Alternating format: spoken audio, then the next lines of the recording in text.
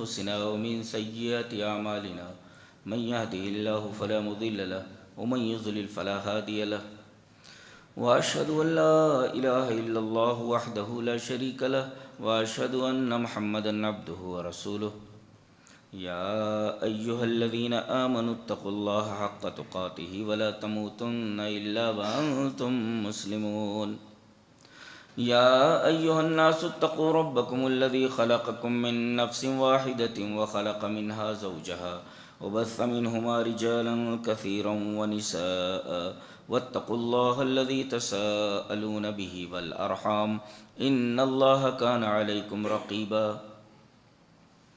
يا أيها الذين آمنوا اتقوا الله وقولوا قولا سديدا يصلح لكم أعمالكم ويغفر لكم ذنوبكم ومن يطع الله ورسوله فقد فاز فوزا عظيما أما بعد فإن خير الحديث كتاب الله وخير الهدي هدي محمد صلى الله عليه وسلم وشر الأمور محدثاتها وكل محدثة بدعة وكل بدعة ضلالة الضلالة في النار أعوذ بالله من الشيطان الرجيم بسم الله الرحمن الرحيم وأنتم الأعلون إن كنتم مؤمنين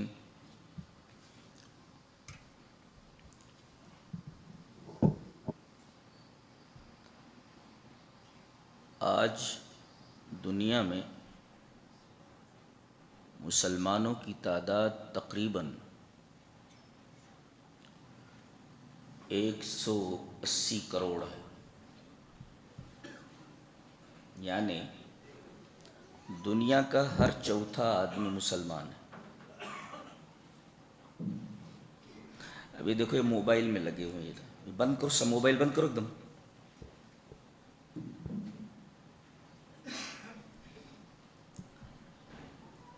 اللہ تبارک و تعالیٰ نے اسی وجہ سے مسلمانوں کو اس ذلت و خواری میں مبتلا کر رکھا ہے، بہت دور ہو گئے ہیں اللہ سے۔ تو ہم کیا کہہ رہے تھے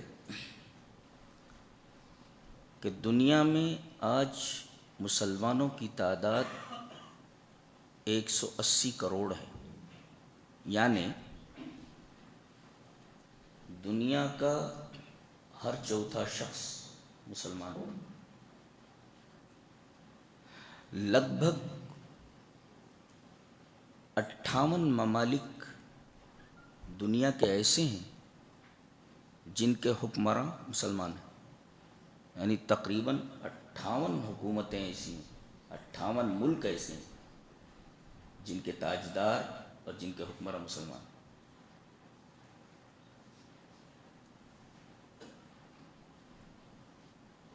لیکن اس کے باوجود ہماری نہ کوئی اہمیت ہے، نہ ہمارا کوئی وزن ہے۔ جس کا جب بھی جی چاہے ہمارے اوپر چڑھ دوڑتا ہے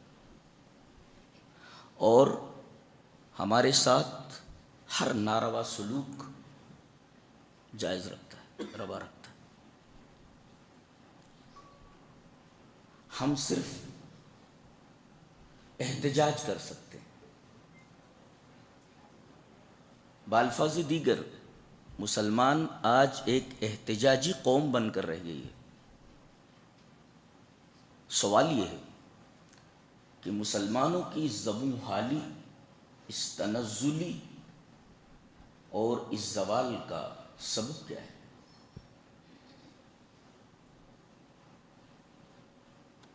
پہلے تو عالم یہ تھا کہ مامون الرشید اعظم جب قیصر قسطنطنیہ کو خط لکھتا تھا، کیا لکھتا تھا؟ یا کلب الروم، اے روم کے کتے، ڈاگ آف روما۔ یہ عظمت تھی، یہ عظمت تھی۔ ایسا کیوں ہوا؟ تھے اس قدر عظیم کہ پیروں میں تاج تھے،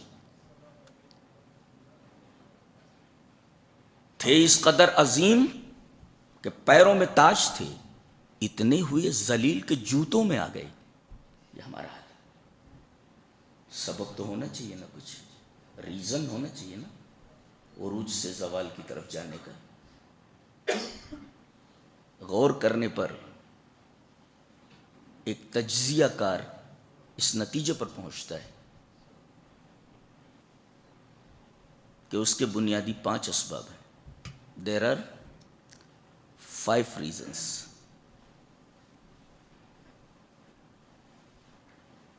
پہلا سبب قرآن حکیم بتاتا ہے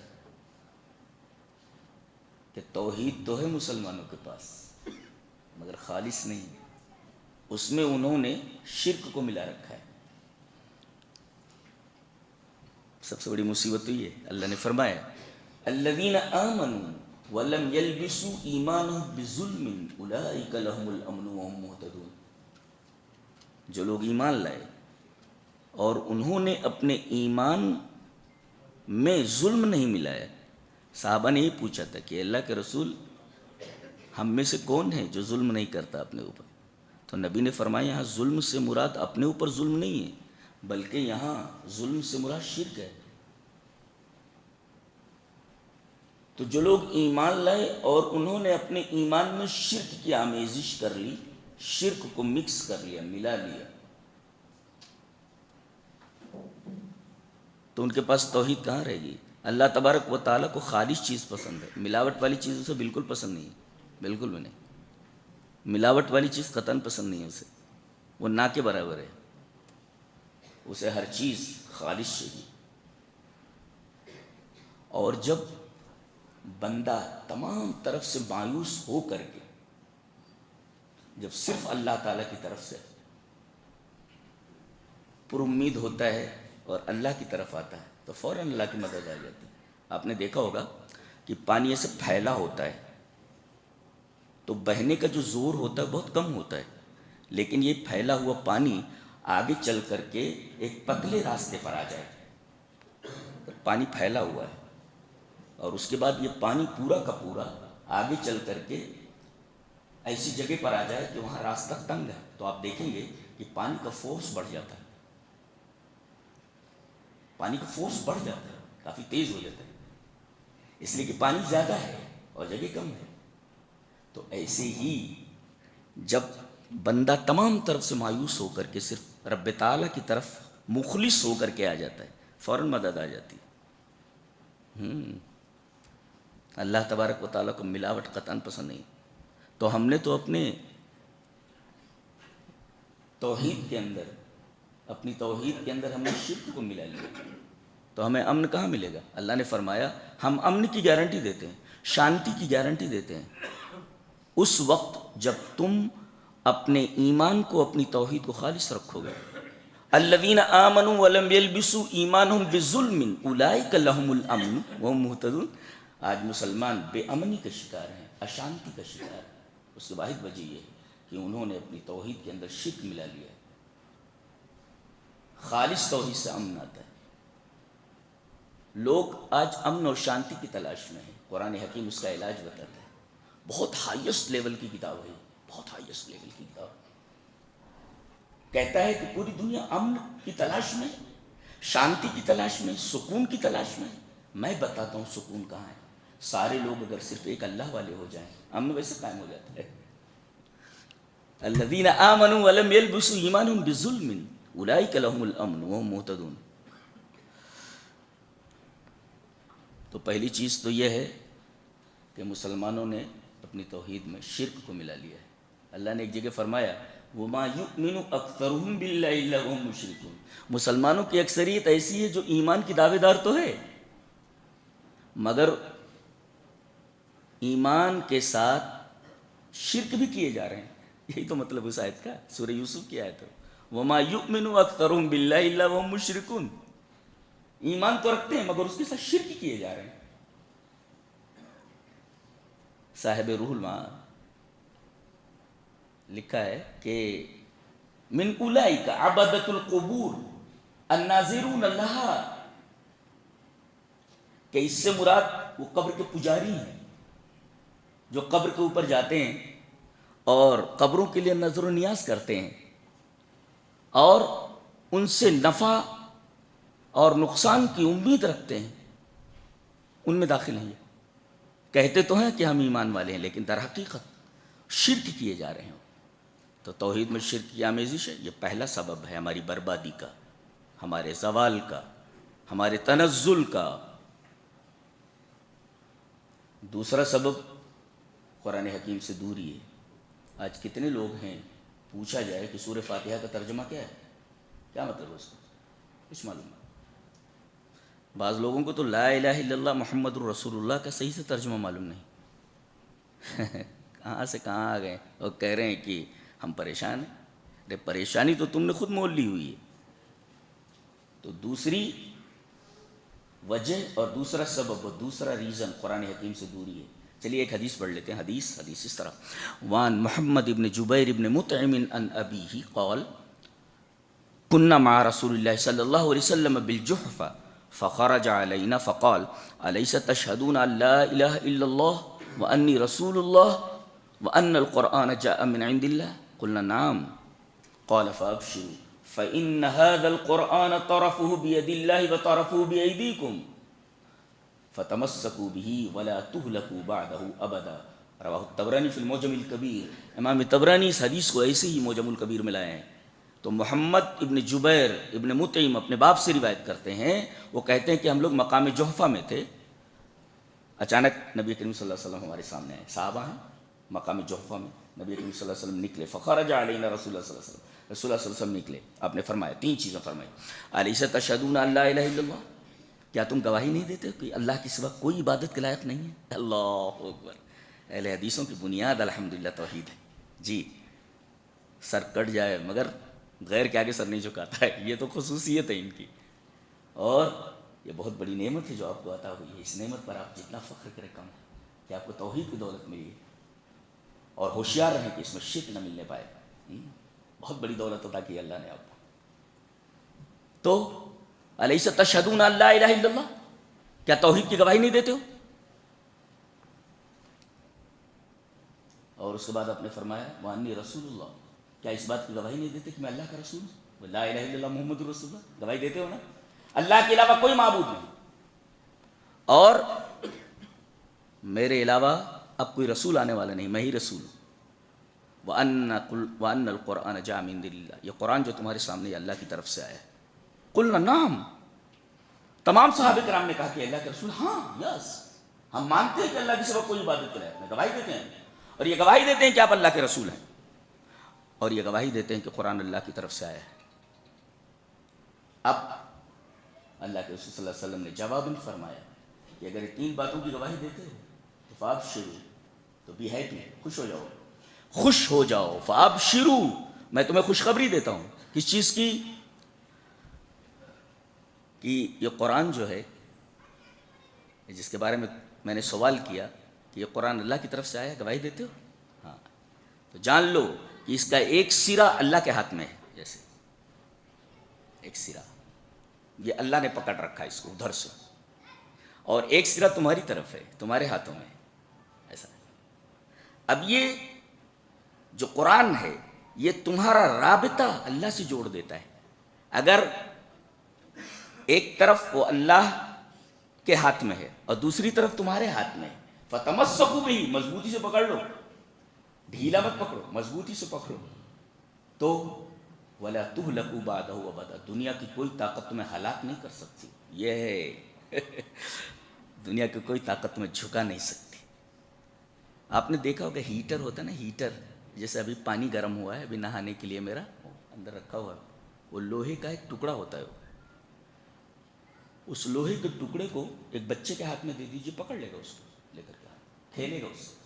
لیکن اگر اسی لوہے کے ٹکڑے کو جوڑ دیا جائے ساکٹ سے بجلی کے، تو بچہ تو کیا، ایک ہاتھی بھی اس کے قریب جانے کی ہمت نہیں کرے گا۔ کیوں؟ اس لیے کہ اس لوہے کے ٹکڑے کا تعلق ایک طاقتور چیز کے ساتھ ہو گیا، کرنٹ کے ساتھ ہو گیا۔ جب تک تعلق نہیں تھا، یہ بچے کو ہٹاؤ یہاں سے، کیا کیسے لے آتے ہیں، بہت ڈسٹرب کرتے ہیں بچے کو، پیچھے پیچھے بھگاؤ اس کو، بچوں کو۔ تو جب تک اس لوہے کے ٹکڑے کا تعلق کرنٹ جیسی طاقت کے ساتھ نہیں تھا، تب تک ایک بچے کو آپ دے دیجئے، کھیلے گا اس سے۔ لیکن اگر اسی کا تعلق کرنٹ سے کر دیجئے، جو کہ ایک طاقتور چیز ہے، تو بچے تو کیا ہاتھی بھی اس کو چھونے کی ہمت نہیں کرے گا، اس کے قریب جانے کی کوشش نہیں کرے گا، ہمت نہیں کرے گا۔ ایسے ہی قرآن کو ہم نے چھوڑ دیا، اوپر سے آیا ہے، اب ہم نے چھوڑ دیا، پکڑیں گے تو اوپر جائیں گے نا۔ اللہ فرماتا ہے انا انزلنا، ہم نے اس کو نازل کیا ہے، اوپر سے آیا ہے۔ جب پکڑو گے تو اوپر جاؤ گے، چھوڑ دو گے تو نیچے گر جاؤ گے، سیدھی سی بات ہے، سیدھی سی بات ہے۔ اوپر سے آیا ہے، پکڑو گے تو اوپر جاؤ گے، چھوڑ دو گے نیچے گر جاؤ گے۔ اب جب اس کو اللہ نے پکڑ رکھا ہے ایک طرف اور دوسری طرف تم نے پکڑ رکھا ہے، یہ رابطہ جو ہے ہمارے درمیان، یہ جو تعلق ہے، یہ قرآن کے ذریعے ہمارا تعلق ہے۔ اور قرآن سے دوری کا عالم یہ ہے کہ ہم کو معمولی سورہ کا ترجمہ نہیں آتا ہے، تو قرآن سے تو دور ہیں ہی۔ حضرت عمر رضی اللہ تعالیٰ عنہ کی روایت امام مسلم رحمہ اللہ کتاب صلاۃ المسافرین و قصرها کے اندر لائے ہیں، روایت اس طرح قال عمر رضی اللہ تعالیٰ عنہ الا اما ان نبیکم قد قال ان اللہ یضع ان اللہ یرفع بهذا الكتاب اقواما ویضع به آخرین، رواہ مسلم فی کتاب صلاۃ المسافرین۔ حضرت عمر فرماتے ہیں سنو، تمہارے نبی کہہ کر گئے، اما ان نبیکم قد قال، تمہارے نبی کہہ کر گئے کیا؟ بے شک اس کتاب کے ذریعے اللہ قوموں کو اٹھائے گا، بلند کرے گا، اور اسی کتاب کے ذریعے لوگوں کو پست کر دے گا۔ جو پکڑیں گے اس کتاب کو وہ اوپر جائیں گے، بلندی کی طرف جائیں گے، عروج کی طرف جائیں گے۔ اس کتاب کو جو چھوڑ دیں گے وہ پستی کی طرف جائیں گے۔ سیدھا سا معاملہ۔ ہم لوگ 10x10 کے ایک مقام کے لیے، ایک چھوٹی سی جگہ کے لیے ترستے ہیں۔ صحابہ کرام جن کے پاس کچھ نہیں تھا، بکریاں چرانے والے، اونٹ چرانے والے، جن کے پاس سیدھے سے رہنے کے لیے جگہ نہیں تھی، تہذیب نہیں تھی، کوئی تمدن نہیں تھا، یہ قرآن تو آیا، کوئی بہت بڑا کالج نہیں تھا ان کے پاس، کوئی بہت بڑی یونیورسٹی نہیں تھی۔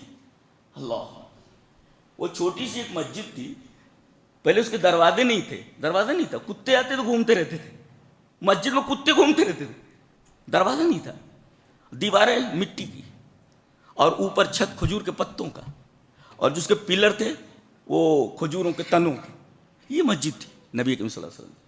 لیکن اس اسکول سے پڑھنے والے جتنے لوگ نکلے، سارے کے ساروں ریئل ہیروز تھے، ریئل ہیرو۔ گویا کہ یہ چھوٹی سی مسجد نرسری آف ہیروز ہے، نرسری آف ہیروز۔ اور ایسے ایسے ہیرو نکلے ہیں، خدا کی قسم کہتا ہوں کہ دنیا کی ساری یونیورسٹیز مل کر کے اگر ایک صحابی بنانا چاہیں نہیں بنا سکتے، دعویٰ ہے میرا۔ کیسی یونیورسٹی تھی، چھوٹی سی، صحابہ سجدہ کرتے تھے تو بارش جب ہوتی تو پانی ٹپک کر کے پورا فرش گیلا ہو جاتا تھا، صحابہ سجدہ کرتے تو پیشانی کے اوپر مٹی لگ جاتی تھی، کیچڑ لگ جاتی۔ یہ یونیورسٹی، اس سے نکلنے والا ہر شخص ہیرو، ریئل ہیرو۔ میدان جنگ میں کھڑا کر دیا گیا، بہترین سپاہی ہے۔ کمانڈر ان چیف بنا دیا گیا، کمانڈر ان چیف ہے۔ گورنر بنا دیا گیا، گورنر ہے۔ سی ایم بنا دیا گیا، سی ایم ہے۔ یہ کہاں سے پڑھ کر کے نکلے سب؟ اللہ، تو ہم تو 10x10 کی جگہ کے لیے ترستے ہیں۔ اللہ تبارک و تعالیٰ نے جن کے پاس کچھ نہیں تھا، قرآن حکیم کی برکت سے پوری دنیا ان کے حوالے کر دیا۔ سنبھالے نہیں، سمجھ رہے، ہم سنبھال نہیں پا رہے ہیں جو دے کر چلے گئے ہو۔ ابھی بتائیں 58 ممالک کے حکمراں مسلمان، یہ سب صحابہ کرام کی برکت تھی، وہ دے کر کے گئے ہیں جسے ہم سنبھال نہیں پا رہے۔ انا للہ و انا الیہ راجعون۔ تو ایک تو قرآن حکیم سے دوری ہے، پہلا سبب ہم نے اپنی توحید میں شرک کی آمیزش کر رکھی ہے، اور دوسرے قرآن حکیم سے ہم بہت دور ہیں، اور تیسرے سنت سے دور ہیں۔ اللہ، چلیے پڑھ لیتے ہیں آیت کریمہ۔ اللہ نے فرمایا فَلْيَحْذَرِ الَّذِينَ يُخَالِفُونَ عَنْ أَمْرِهِ أَن تُصِيبَهُمْ فِتْنَةٌ أَوْ يُصِيبَهُمْ عَذَابٌ أَلِيمٌ۔ یہ مشہور آیت کریمہ سورہ نور کی۔ تو ان لوگوں کو ڈرنا چاہیے جو اپنے رسول کے حکموں کی مخالفت کرتے ہیں کہ کہیں انہیں کسی فتنے میں مبتلا نہ ہونا پڑے یا عذاب علیم نہ آ جائے۔ جانتے ہیں فتنے کی تفسیر کیا کی ہے جعفر ابن محمد نے؟ کہ جو رسول کی مخالفت کرے وہ فتنے میں مبتلا نہ ہو جائیں کہیں۔ فتنے کی تفسیر جعفر ابن محمد نے کی ہے سلطان جائر یسلط علیہم، ظالم حکمراں ان کے اوپر مسلط کر دیا جائے گا۔ کتنی شاندار آیت کریمہ ہے۔ ہم نے رسول اکرم صلی اللہ علیہ وسلم کی سنتوں کی مخالفت کی، کیسے کیسے حکمراں ہمارے سروں کے اوپر بٹھا دیے گئے ہیں۔ ظالم حکمراں ہیں، وہ ہمارے ساتھ جس طرح چاہے سلوک کریں۔ سلطان جائر یسلط علیہم، فتنے کی تفسیر ہے وہ۔ اور عذاب علیم، عذاب القتل، جہاں پائیں گے تم کو ٹھونک دیں گے، مار دیں گے۔ یہ اس آیت کریمہ کی تفسیر ہے۔ فَلْيَحْذَرِ الَّذِينَ يُخَالِفُونَ عَنْ أَمْرِهِ أَن تُصِيبَهُمْ فِتْنَةٌ أَوْ يُصِيبَهُمْ عَذَابٌ أَلِيمٌ۔ فتنے سے مراد سلطان جائر یسلط علیکم، ظالم حکمراں تمہارے اوپر مسلط کر دیے جائیں گے، وہ جس طرح چاہے تمہارے ساتھ سلوک کریں گے، تمہارے گھروں میں گھس جائیں گے، تمہاری عزت و ناموس پامال کر کے رکھیں گے، اور عذاب علیم، تمہیں قتل کر دیں گے، جہاں پائیں گے تم کو ٹھونک دیں گے، تم کچھ نہیں کر سکتے۔ فلیحذر الذین، کیا بات ہے سبحان. اور اللہ کے رسول نے فرمایا میں یہی دو چیزیں دے کر کے جا رہا ہوں. چلیے وہ حدیث پڑھ لیتے ہیں. حدیث اس طرح. وعن ابی ہریرہ رضی اللہ تعالی عنہ قال قال رسول اللہ صلی اللہ علیہ وسلم انی قد ترکت فیکم شیئین لن تضلوا بعدہما کتاب اللہ وسنتی ولن یتفرقا حتی یرد علی الحوض. رواہ الحاکم فی المستدرک فی کتاب العلم. حضرت امام حاکم رحمہ اللہ اپنی حدیث کی کتاب مستدرک علی الصحیحین میں کتاب العلم کے اندر یہ روایت اسی طرح لائے ہیں. راوی حضرت ابو ہریرہ ہیں. حضرت ابو ہریرہ فرماتے ہیں کہ نبی اکرم صلی اللہ علیہ وسلم نے ارشاد فرمایا کہ میں تمہارے درمیان دو چیزیں چھوڑ کے جا رہا ہوں. اس لیے دو ہی چیزیں مجھے ملی ہیں. دو چیزیں چھوڑ کے نبی کہتے ہیں چار چیزیں پکڑ رکھی ہیں لوگوں نے. کیا ہے یہ سب کیا ہے یہ؟ رسول کی بات آ گیا. ہمارے امام نے ایسا کہا ہے, ہمارے مولوی نے ایسا کہا ہے. ارے اللہ اکبر, رسول کی بات آ جائے تو آرڈر کیا ہے؟ آرڈر یہ ہے سورہ نور کی سے پہلے والی آیت دیکھ, انما کان قول المؤمنین اذا دعوا الی اللہ ورسولہ لیحکم بینہم ان یقولوا سمعنا واطعنا واولئک هم المفلحون. مومن کا قول, مومن کا معاملہ, مومن کی بات ایسی ہونی چاہیے جب اللہ اور اس کے رسول بلائیں کہ آؤ میں بتاتا ہوں کہ اس معاملے فیصلہ کیا ہے. کوئی بات اگر اللہ اور اس کا رسول کہے کسی طرف بلائے تو آپ کو صرف اتنا ہی بولنا ہے, ہم نے سنا اور ہم نے اطاعت, بس. چلیے اس بات کو ایک حدیث سے پروف کر لیتے ہیں. حدیث اس طرح. وعن جابر رضی اللہ تعالیٰ عنہ قال لما استوى رسول اللہ صلی اللہ علیہ وسلم یوم الجمعہ, وہ جمعہ ہی کے دن تھا. عن جابر رضی اللہ تعالیٰ عنہ قال استوى رسول اللہ لما استوى رسول اللہ صلی اللہ علیہ وسلم یوم الجمعہ قال اجلسوا فسمع ذلك ابن مسعود فجلس على باب المسجد فرآه رسول اللہ صلی اللہ علیہ وسلم فقال تعال یا عبد اللہ ابن مسعود. رواہ ابو داؤد فی کتاب الصلاۃ. حضرت امام ابی داؤد رحمہ اللہ ابو داؤد شریف میں کتاب الصلاۃ کے اندر یہ روایت ایسے لائے جابر بن عبداللہ سے. حضرت جابر فرماتے ہیں کہ نبی کریم صلی اللہ علیہ وسلم ممبر پائے خطبہ دے رہے تھے, اچانک انہوں نے فرمایا اجلسوا, بیٹھ جاؤ, اجلسوا, بیٹھ جاؤ. شاید کچھ لوگ کھڑے تھے, آپ نے کہا بیٹھ جاؤ. حضرت عبداللہ ابن مسعود مسجد میں آ ہی رہے تھے, بالکل دروازے کے پاس پہنچ گئے تھے اور یہ بات ان کے کانوں میں آئی, اجلسوا, بیٹھ جاؤ. وہی بیٹھ گئے ہو. فجلس علی باب المسجد, مسجد میں داخل بھی نہیں ہوئے, فجلس علی باب المسجد, مسجد کے دروازے کے اوپر بیٹھ گئے. اذا دعوا الی اللہ ورسولہ لیحکم بینہم ان یقولوا سمعنا واطعنا, ہم نے سنا اور ہم نے اطاعت کی. ہم نہیں جانتے کہ کس وجہ سے آپ کہہ رہے ہیں, ہمیں کچھ معلوم نہیں. آپ نے کہا بیٹھ جاؤ, سو بیٹھ گئے. سٹ ڈاؤن, سو سٹ ڈاؤن. اللہ, یہ صحابہ ہیں. اللہ اکبر. اللہ تعالیٰ نے پوری دنیا ان کے حوالے کر دی. ہم 10x10 کی جگہ کے لیے ترستے. پورا جزیرۃ العرب دے دیا, پورا عراق دے دیا, پورا مصر دے دیا, پورا ایران دے دیا, قیروان تک افریقہ دے دیا, قسطنطنیہ تک دے دیا. اللہ, 10x10 کے لیے ترستے. کتنے چھوٹے لوگ ہیں. مسلمان چھوٹا تھوڑی ہوتا ہے, مسلمان اتنے چھوٹے ذہن کا نہیں ہوتا, بہت بڑا ہوتا ہے. اس کا جو ایسپیکٹ ہوتا ہے, اس کا جو پرسپیکٹو ہوتا ہے, تناظر ہوتا ہے, بہت وسیع ہوتا ہے. سمجھتے ہیں آپ مسلمان کیا ہوتا ہے؟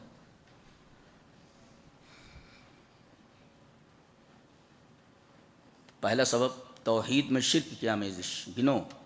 دوسرا سبب قرآن سے دوری. تیسرا سبب سنت سے دوری, سنت کی مخالفت. 3, چوتھا حب الدنیا, دنیا کی محبت.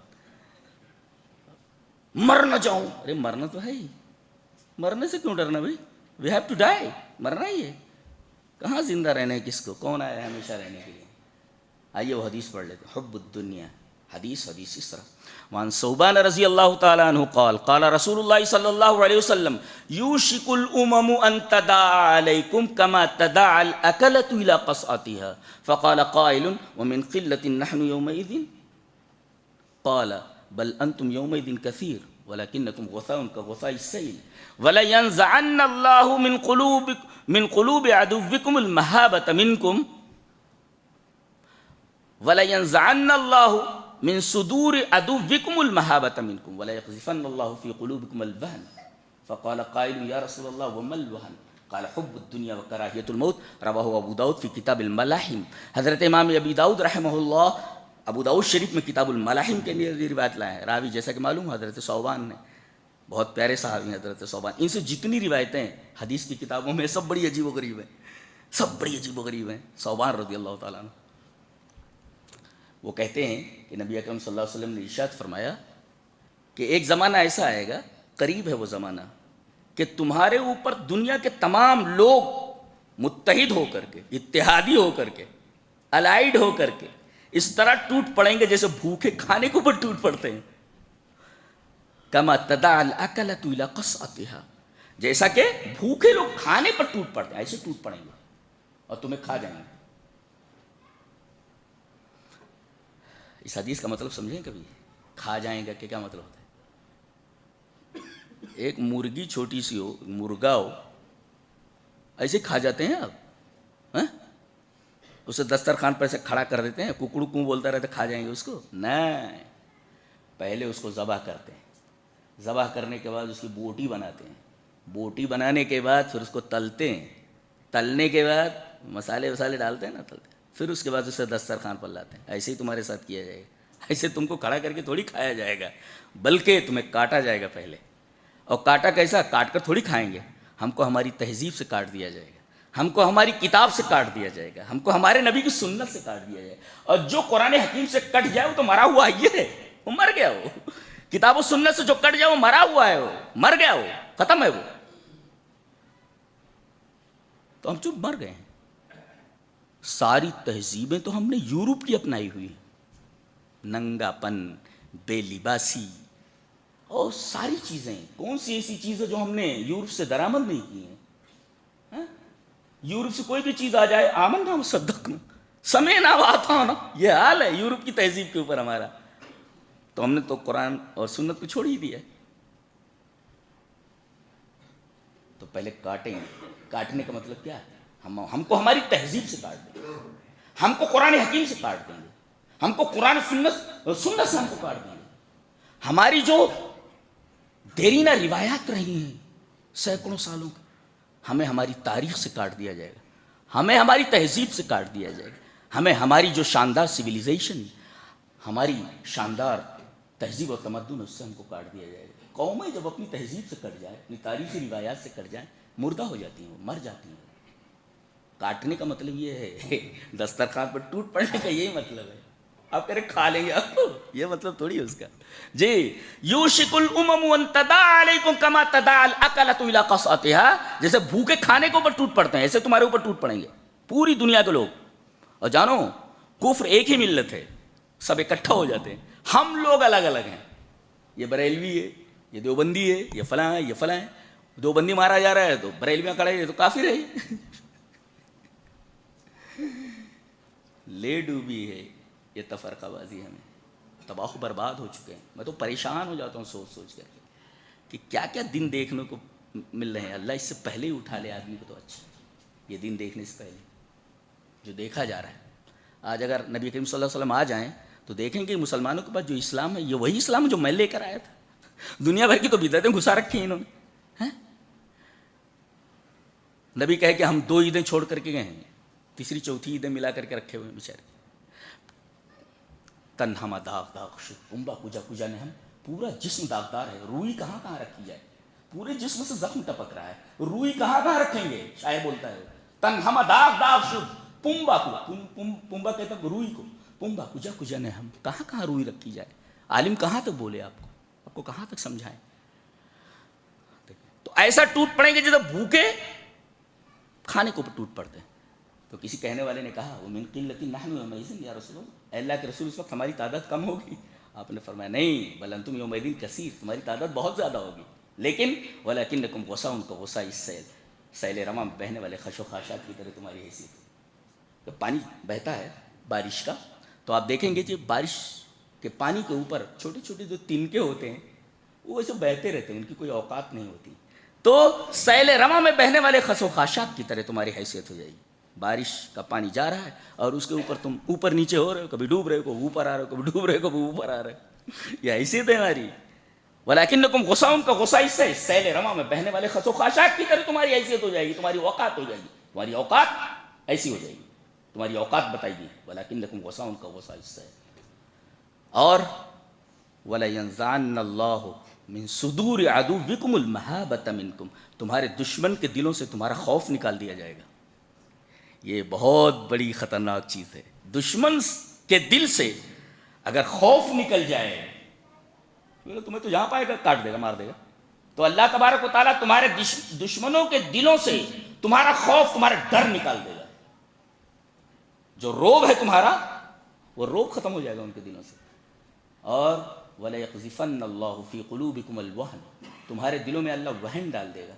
فقال قائل یا رسول اللہ وما الوہن, پوچھنے والے نے پوچھا کہ اللہ کے رسول وہن کیا ہے جو اللہ ہمارے دلوں میں ڈال دے گا؟ آپ نے فرمایا حب الدنیا و کراہیت الموت, دنیا کی محبت اور موت کو ناپسند کرنا. آپ دیکھو کوئی غیر مسلم اگر کسی منصب پر ہے, کوئی عہدے پر ہے, مسلمانوں کے کہیں تھوڑا نرم رہتا ہے, لیکن اسی منصب پر کسی مسلمان کو بٹھا دیا جائے مسلمانوں کا سخت ترین دشمن ہو جاتا ہے. کیوں؟ اس لیے کہ اسے وہ اقتدار, وہ کرسی پسند ہے. حب الدنیا, قوم جائے بھاڑ میں, ہم کو کیا لینا دینا ہے, کرسی پر ہم بیٹھے ہوئے ہیں نا, براجمان ہیں ہم. حب الدنیا. قرآن اور حدیث نے ہمیں ساری باتیں بتا دی ہیں, کس طرح ہمیں عروج ملا, کس طرح ہمیں زوال ملا, اور اس کی دوا کیا ہے, سب بتا دیا گیا. حب الدنیا و کراہیت الموت. آپ پوری تاریخ کا مطالعہ کریں, خلافت عثمانیہ, خلافت عباسیہ سے لے کر کے سقوط غرناطہ تک, سقوط اندلس تک, آپ پورا دیکھ ڈالیں, ان کے زوال کا صرف ایک ہی سبب ہے, مال کی ہوس اور اقتدار کا چسکا. یہ ہے. خلافت عباسیہ تباہ ہوئی, خلافت عثمانیہ تباہ ہوئی, اندلس تباہ ہوا. اس کے پیچھے آپ دیکھیں گے صرف اور صرف مال و دولت کی ہوس. یہاں مغلوں نے تقریباً 200 سال حکومت کی ہے. بابر نے اس کی استھاپنا کی, اور اس کے بعد آخری جو تاجدار ہے بہادر شاہ ظفر, یہاں معاملہ ختم. The story is going to finish. ختم ہو گیا 200 سال پر پوری کہانی مغلوں کی. انہوں نے کیا کیا, صرف اور صرف انہیں زمینیں مسخر کرنے کی فکر تھی. کتنی زمینیں مل جائیں, ان سے لڑ رہے, ان سے لڑ رہے, یہاں قلعہ فتح کر رہے, وہاں قلعہ فتح کر رہے, بس زمینیں بڑھاؤ. تو انہوں نے زمینیں مسخر کی, کبھی لوگوں کا دل مسخر نہیں کیا. اور کہتے ہیں اس کی سزا ہمیں مل رہی ہے, لمحے خطا کرتے ہیں, سزا صدیوں کو ملتی ہے. کسی شاعر نے بہت اچھا کہا ہے, لمحوں نے خطا کی تھی, صدیوں نے سزا پائی. ان لوگوں کی جو حماقتیں تھیں, ان لوگوں کے جو کرتوت تھے, ان کی سزا ہم بھگت رہے ہیں. اللہ نے حکومتی 200 سال تک حکومت کر کے گئے, لیکن انہوں نے صرف اور صرف زمینوں کو پیش نظر رکھا ہے. انہوں نے زمینوں کو مسخر کیا, دلوں کو مسخر کرنے کے لیے آگے نہیں آئے. دلوں کو مسخر کیسے کیا جاتا ہے؟ دعوت دین. انہوں نے دعوت کا کام نہیں کیا. بڑے خوش نصیب ہیں آپ لوگ جو دعوت کا کام کر رہے ہیں. اللہ آپ کو ہمیشہ اپنی امان میں رکھے گا, اس لیے کہ اس گئے گزرے دور کے اندر وہ کام کر رہے ہیں جو بڑے بڑے بادشاہ نہیں کر سکے. وہ بہت بڑا کام ہے, دعوت کا کام, توحید پہنچانا, رسالت پہنچانا, صحیح حدیثیں پہنچانا, بہت بڑی بات ہے یہ. تو انہوں نے زمینیں بڑھائیں, دعوت کا کام بالکل نل تھا. اللہ نے چھین لیا ان سے, حکومتیں چھین. اتنی ہٹو بچوں کی آوازیں آتی ہیں, بڑے بڑے قلعے دیکھو, بڑی بڑی توپیں دیکھو. آج وہاں جن محلوں کے اندر شہزادے اور شہزادیاں رہتی تھیں, سانپ رہتے ہیں وہاں. جی, سانپ بچھو رہتے ہیں وہاں. کہاں سے کہاں آ گئے ہیں ہم. اللہ, کس وجہ سے ہم نے دھیان دوسری طرف کر لیا, ہم نے دعوت کا کام نہیں کیا. مسلمانوں کے درمیان اچھا 2 ایسپیکٹس تھے. اچھا 2 گروہ تھے. ایک گروہ بادشاہوں کا تھا اور ایک گروہ پیروں کا اور فقیروں کا تھا. بادشاہوں کو تو اپنے اقتدار کی ہوس تھی, اپنی کرسی کی ہوس تھی, اور پیروں اور فقیروں کو اپنی سجادہ نشینی کی. انہوں نے بھی کوئی دعوت کا کام نہیں کیا, انہوں نے بھی کوئی دعوت کا کام نہیں کیا. چلو مسئلہ نہیں, عذاب نہیں آئے گا, چھین لیا جاتا ہے. جی, رسول کی مخالفت پر جانتے ہیں صحابہ کرام سے بڑی جماعت کوئی جماعت ہے؟ انبیاء کرام کے بعد صحابہ کرام کی وہ عظمت ہے کہ ان کے مثل پر یہ سورج طلوع نہیں ہوا ہے. اتنے بڑے لوگ تھے اور اتنے ہوشیار تھے, دنیا تباہ ہوتی ہے تو تباہ ہونے دو, آخرت ہاتھ سے نہیں جانے دینا ہے. بڑے ہوشیار لوگ تھے. سب کے لیے اللہ نے فرمایا رضی اللہ عنہم ورضوا عنہ, اللہ ان سے راضی ہو گئے, وہ اللہ سے راضی ہو گئے. کتنے ہوشیار لوگ تھے, اللہ کی رضا لے کر چلے گئے. بڑے بدبخت ہیں ہم لوگ. 60-65 سال کی کوئی جیتا ہے, کتے بھی جی لیتے, کھا پی لیتے, کتا بھی مر جاتا ہے کھا پی کر کے. ہم تو انسان ہیں اور وہ بھی مسلمان ہیں, ہم کو ایسے جینا جو کتا جیتا ہے. نا للہ و انا الیہ, کتے کی زندگی ہو گئی ہے. تو معاملہ یہ ہے, پیروں فقیروں کو سجادہ نشینی کی فکر, مسجدوں کی جگہ مزاروں پر حاضری، مسجدیں خالی ہیں، مزاروں پر عورتوں اور مردوں کا ہجوم، مسجدوں میں کوئی 10 روپے دینے کے لیے تیار نہیں، مزاروں پر کروڑوں روپے لینا، سب کیا ہے یہ؟ 200 سال تک حکومت کی یہاں مغلوں نے، آخر میں کیا ہوا؟ گردن کاٹ دی گئی بیٹوں کی، بہادر شاہ ظفر کے بیٹوں کی گردن کاٹ کر کے تشت میں لا کر رکھا گیا۔ دیکھ انجام ہوتا ہے، جیسا کرو گے ویسا بھرو گے۔ تو حب الدنیا و کراہیت الموت، دنیا سے محبت اور موت سے نفرت، یہ چوتھا سبب ہے۔ پہلا سبب گنو، توحید میں شرک کی ملاوٹ 2، قرآن سے دوری 2 نمبر، سنت سے دوری 3، حب الدنیا، دنیا کی محبت، اور اس کے بعد یہ چوتھی چیز رہ گئی، تفرقہ بازی ہمارے درمیان بہت ہے۔ اللہ نے فرمایا وَاعْتَصِمُوا بِحَبْلِ اللَّهِ جَمِيعًا وَلَا تَفَرَّقُوا وَاذْكُرُوا نِعْمَةَ اللَّهِ عَلَيْكُمْ إِذْ كُنْتُمْ أَعْدَاءً فَأَلَّفَ بَيْنَ قُلُوبِكُمْ فَأَصْبَحْتُمْ بِنِعْمَتِهِ إِخْوَانًا، تم متفرق تھے، پتلی پتلی جو لڑیاں ہوتی ہیں رسی کی، انہیں ایک بچہ بھی توڑ سکتا ہے، لیکن تمام لڑیوں کو ملا کر ایک موٹی رسی بنا دی جائے تو اس سے بڑی بڑی جہازوں کو باندھا جاتا ہے، شپس کو باندھا جاتا ہے جی بس۔ تو وَاعْتَصِمُوا بِحَبْلِ اللَّهِ جَمِيعًا وَلَا تَفَرَّقُوا، سب مل کر کے قرآن حکیم کو اور حدیث کو مضبوطی سے تھام لو، اللہ کی رسی کو مضبوطی سے تھام لو۔ آج عالم کیا ہے؟ ہم مسالک میں بٹے ہوئے ہیں، ہماری طاقت بالکل کمزور ہو گئی ہے، یہ ہماری کمزوری کا چوتھا ریزن ہے، چوتھا ریزن ہے، یہ خطرناک ریزن ہے۔ آئیے حدیث دیکھ لیتے ہیں، حدیث اس طرح وعن النعمان بن بشیر رضی اللہ تعالیٰ عنہ قال قال النبی صلی اللہ علیہ وسلم علی المنبر من لم يشکر القلیل لم يشکر الکثیر ومن لم يشکر الناس لم يشکر اللہ، التحدث بنعمت اللہ شکر وترکها کفر، الجماعۃ رحمۃ والفرقۃ عذاب، رواہ احمد فی مسندہ۔ حضرت امام احمد بن حنبل رحمہ اللہ اس حدیث کو اپنی حدیث کی کتاب مسند احمد کے اندر ایسے ہی لائے ہیں، راوی حضرت نعمان بن بشیر ہیں۔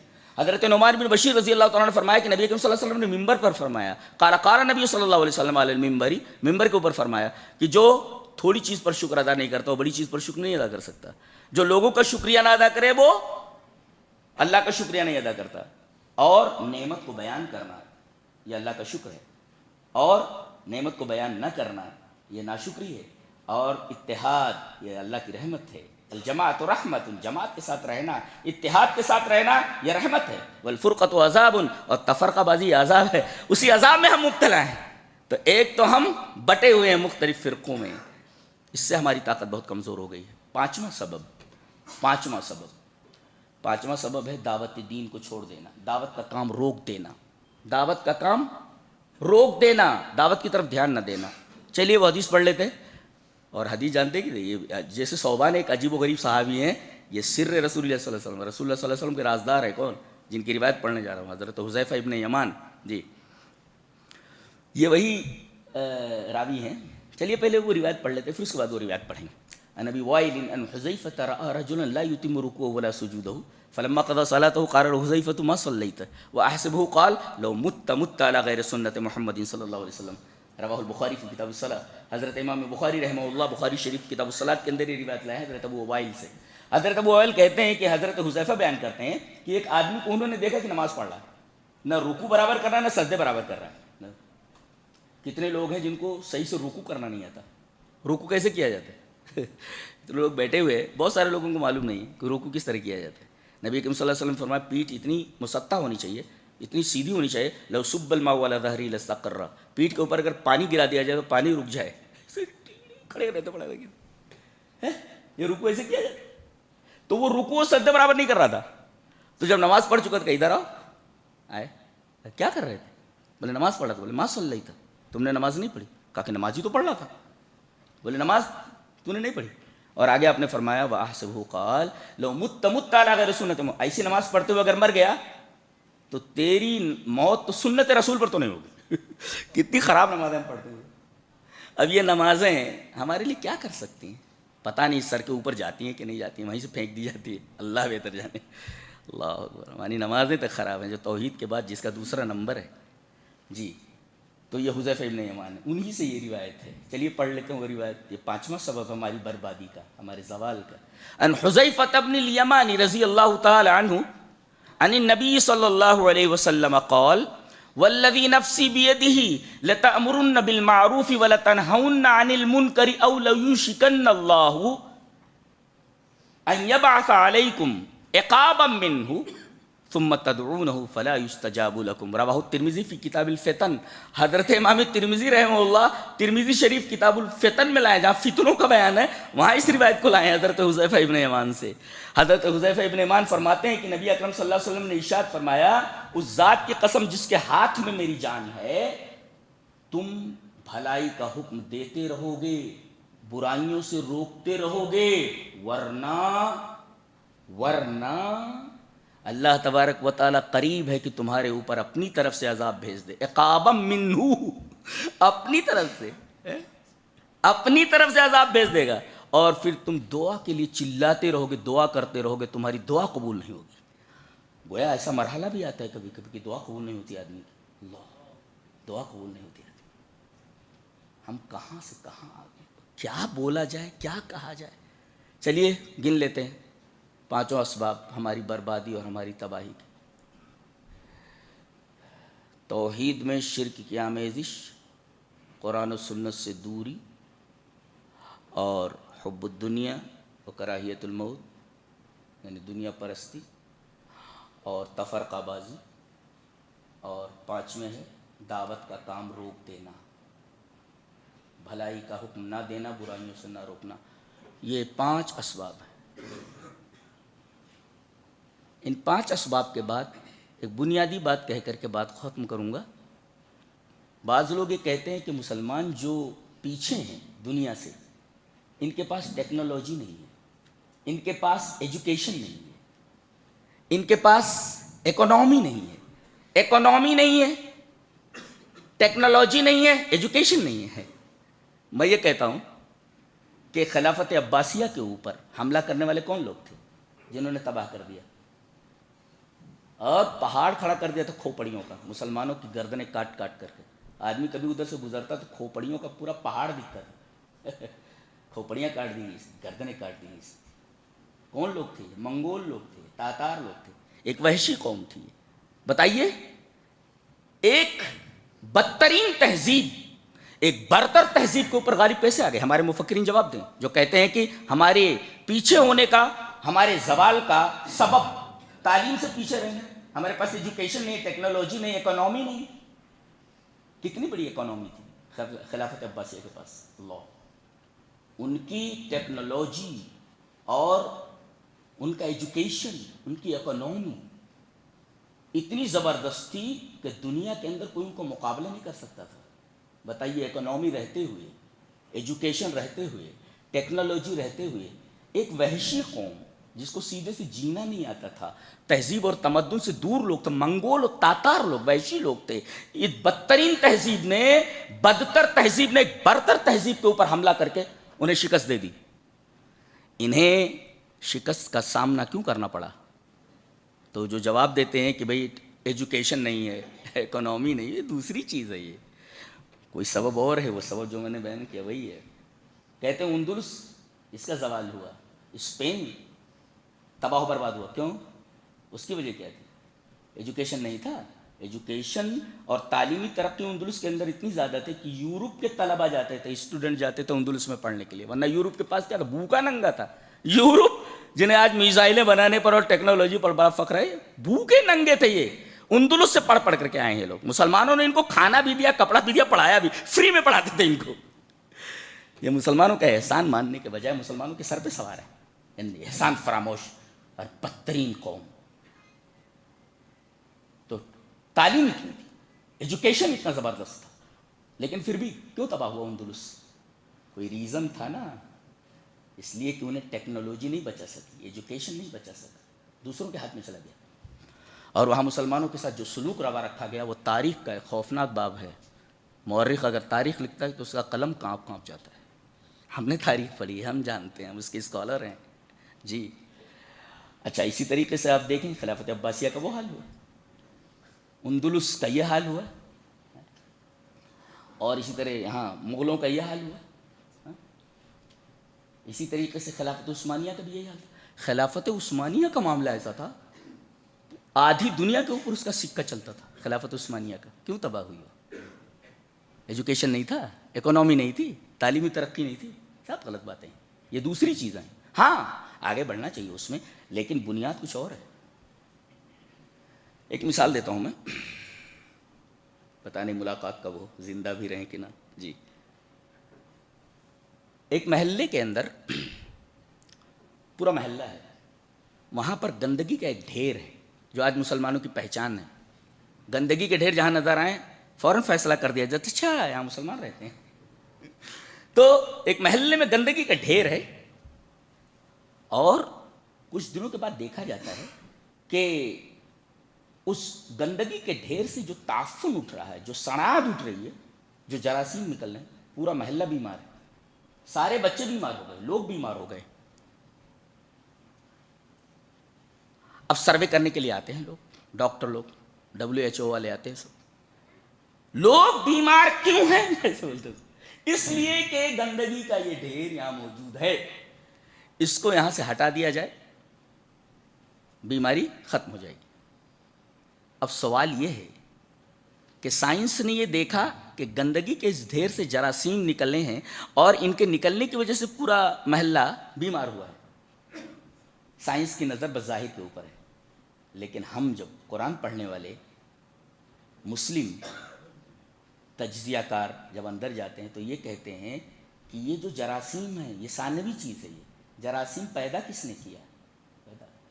گندگی کے ڈھیر میں یہ جراثیم آئے کہاں سے؟ پیدا کرنے والا کون؟ خود پیدا نہیں ہوتی کوئی چیز، اللہ تبارک و تعالیٰ پیدا کرتا ہے۔ اللہ نے کیوں پیدا کیا؟ تو مسلمان کی نگاہ پیچھے کی طرف جاتی ہے، سائنس کی نگاہ صرف ظاہر پر جاتی ہے۔ بس بات کو ختم کرتے، کافی ٹائم ہو گیا۔ اللہ ہمیں نیک عمل اور اچھی سمجھ کی توفیق عطا فرمائے۔ آخر دعوانا الحمدللہ۔